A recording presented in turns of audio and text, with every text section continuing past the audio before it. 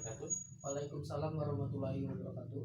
Perkenalkan, nama Bapak Rahmat Zaki Abriansyah, Bapak dosen yang akan mengajarkan mata kuliah sejarah sastra pada siang hari ini. Sebelumnya boleh kita perkenalan dulu. Perkenalkan, nama saya Yokta Perwira Pratama, biasa dipanggil Yokta. Ya, dengan saudara Yokta ya. Bapak. Nah, kita mulai saja tentang sejarah sastra. Sebelumnya saya ingin bertanya, menurut kamu apa yang terlintas jika mendengar tentang kata sastra?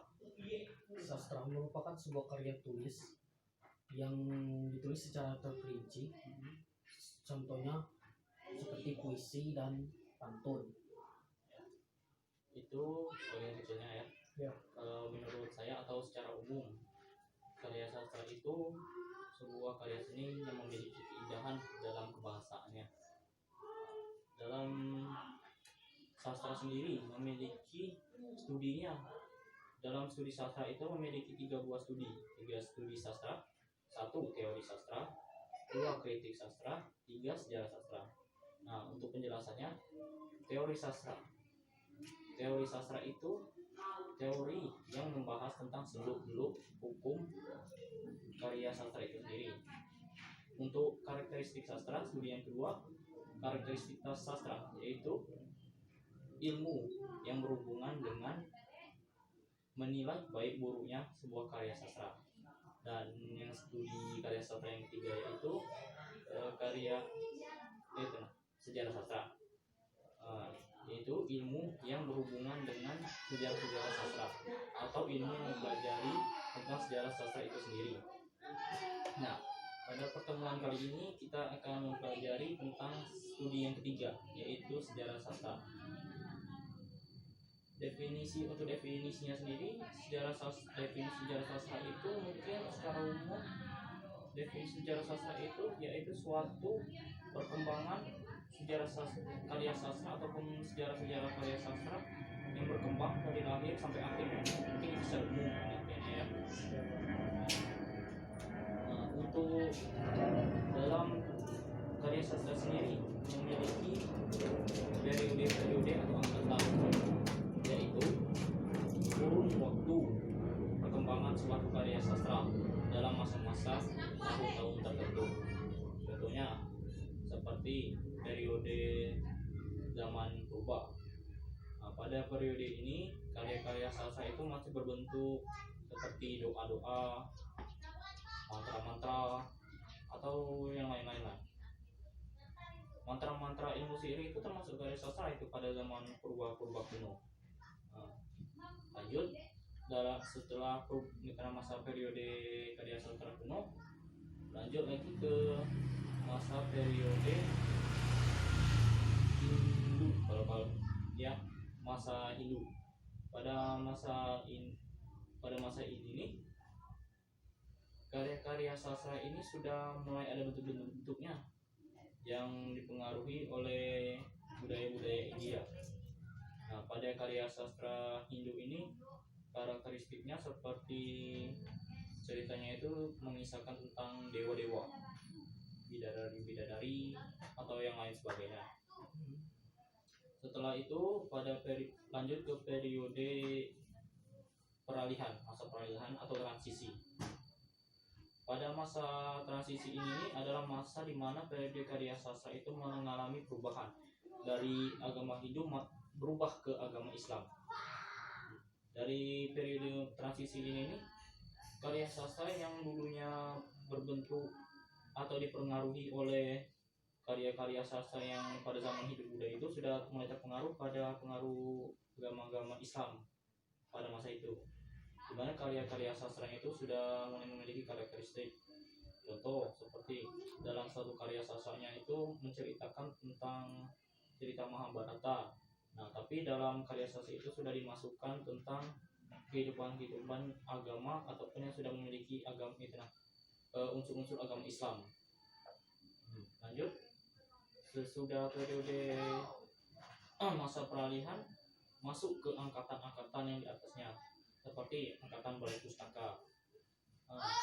Pada angkatan balai pustaka ini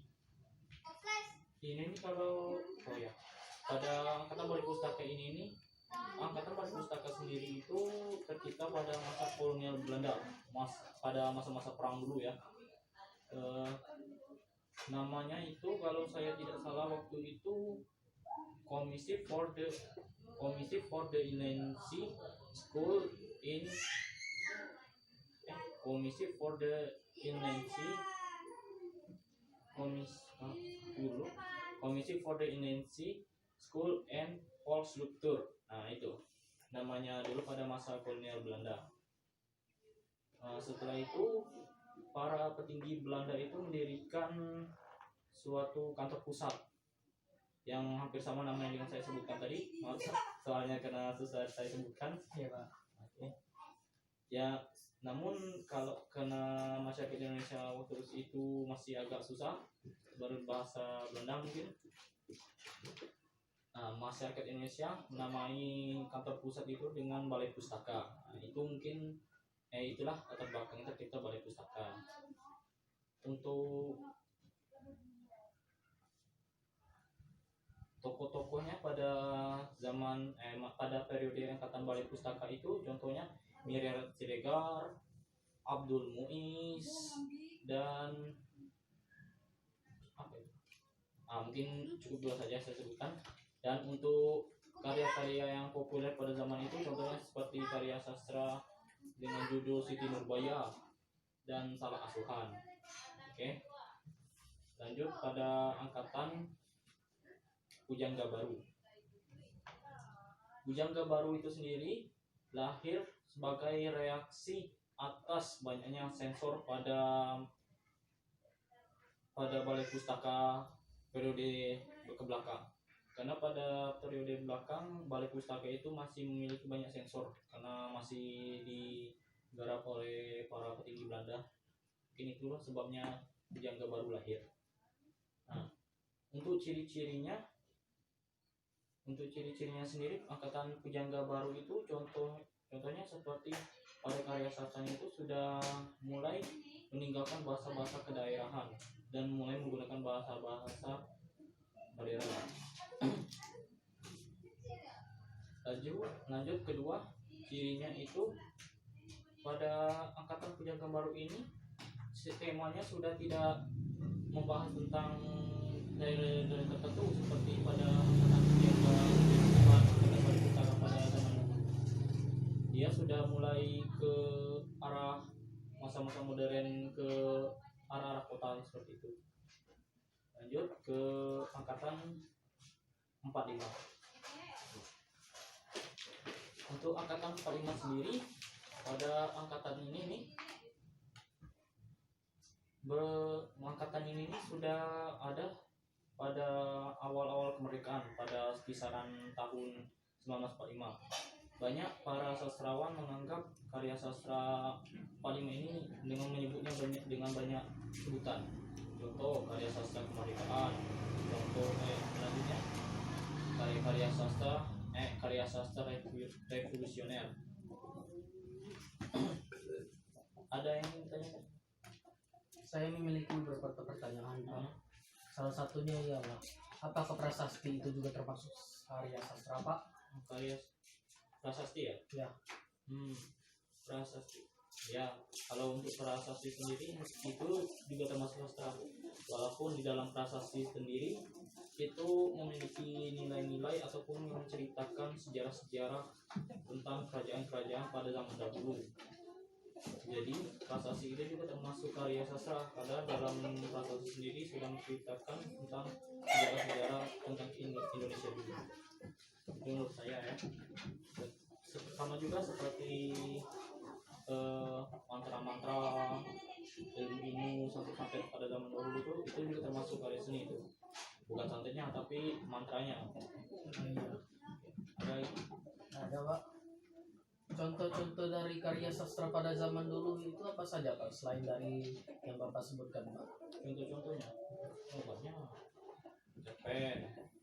Cerpen, novel. Nah, novel ini seperti yang saya sebutkan tadi pada angkatan Balai Pustaka saja. Contohnya seperti Siti Nurbaya. Nah, itu novel terkenal itu pada zaman dulu itu. Pada periode angkatan Balai Pustaka. Selanjutnya salah asuhan. Nah, itu juga termasuk bacaan populer pada angkatan Balai Pustaka. Apakah ada lagi atau tidak? Ya Pak, pertanyaan terakhir saya Pak, mengapa pada angkatan 45 sering memiliki sebutan? Nampak lima ya? Ya. Itu karena pada saat angkatan 45 itu banyak karya sastrawan menganggap bahwa angkatan pada tahun itu tuh disebut-sebutnya itu angkatan revolusioner. Contoh sebutan pada karya sastrawan pada zaman dahulu, karena sastra yang diciptakan pada zaman itu tuh masih terpengaruh dengan apa itu suasana kemerdekaan, karena pada tahun 1945 itu kan masih awal-awal kemerdekaan kan. Nah, jadi banyak sastrawan yang menganggap bahwa karya-karya sastra yang lahir pada tahun tersebut merupakan karya sastra yang apa itu memiliki nilai kemerdekaan lah. Contoh seperti revolusioner, karya sastra kemerdekaan atau yang lain. Namun untuk lebih enaknya mereka mengesahkan nama angkatan pada tahun tersebut itu dengan angkatan 45 itu. Apa ada lagi atau tidak? Tidak Pak, terima kasih. Mungkin sampai sini saja ya. Lebih dan kurang saya mohon maaf. Sebelumnya saya ingin menyimpulkan sedikit.